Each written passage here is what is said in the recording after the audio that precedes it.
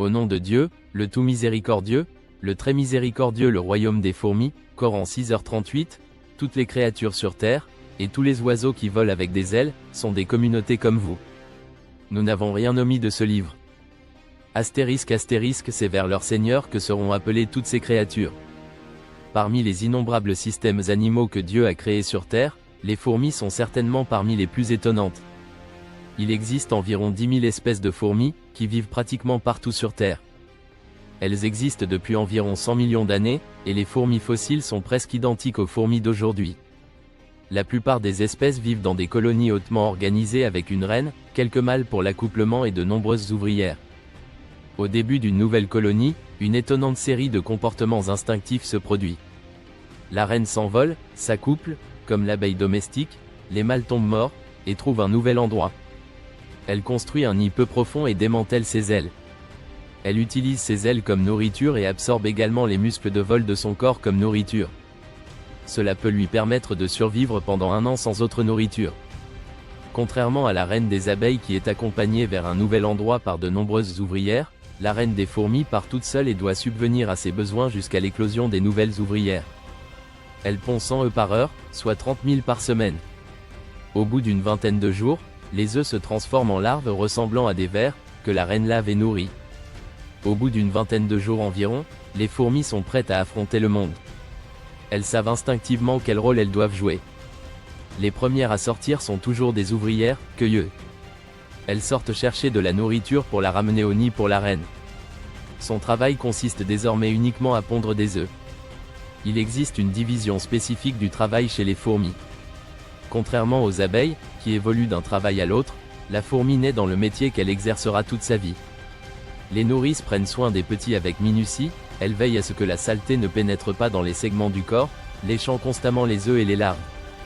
Ils les transportent doucement à l'endroit approprié dans la colonie pour chaque étape de développement, la bonne quantité d'humidité, de chaleur, etc. Ils les déplacent vers les chambres supérieures pour la chaleur pendant la journée et vers la chambre inférieure la nuit. S'il pleut dehors, les nourrices se précipitent en portant leur charge de plus en plus bas, là où la pluie ne peut pas pénétrer. Les fourmis ouvrières se concentrent sur l'agrandissement du nid, creusent de nouvelles chambres sous terre, font des réparations là où c'est nécessaire. Elles gardent également la colonie propre, en enlevant la saleté, les débris et les morts. Les soldats sont équipés de têtes plus grosses, d'une couverture dure comme une armure et de mâchoires plus grandes et plus fortes.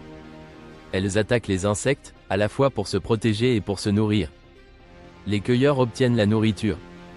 Ils peuvent transporter jusqu'à 50 fois leur poids. Ou bien ils peuvent aller jusqu'à 600 pieds et revenir avec une seule graine à stocker au fond du nid pour l'avenir, un peu comme un homme qui marche 6 miles pour aller au magasin et revenir pour une miche de pain. Les colonies de fourmis dépendent des femelles de l'espèce pour leur création et leur survie. La reine et toutes les ouvrières sont des femelles.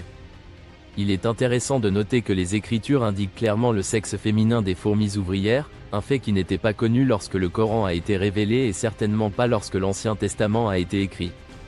Or, le chapitre 6 des Proverbes, versets 6 à 8, dit « Va vers la fourmi, ô paresseux, étudie ses voies et apprends la sagesse. Car bien qu'elle n'ait ni chef, ni commandant, ni gouverneur, elle se procure sa nourriture en été, et amasse ses provisions pendant la moisson. » Et dans le Coran, la sourate 27, intitulée « La fourmi », on trouve la charmante histoire des troupes de Salomon, versets 18 et 19, Coran 27 sur 18-19, lorsqu'elles approchèrent de la vallée des fourmis, une fourmi dit « Ô fourmis, rentrez chez vous », de peur d'être écrasé par Salomon et ses soldats, sans vous en rendre compte.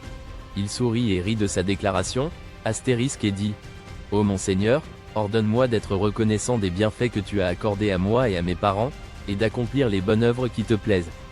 Admets-moi par ta miséricorde en compagnie de tes serviteurs pieux. » Les deux références sont résolument féminines, ce qui n'était pas connu à cette époque. Dieu a prévu des modes de vie étonnants parmi les nombreuses espèces de fourmis.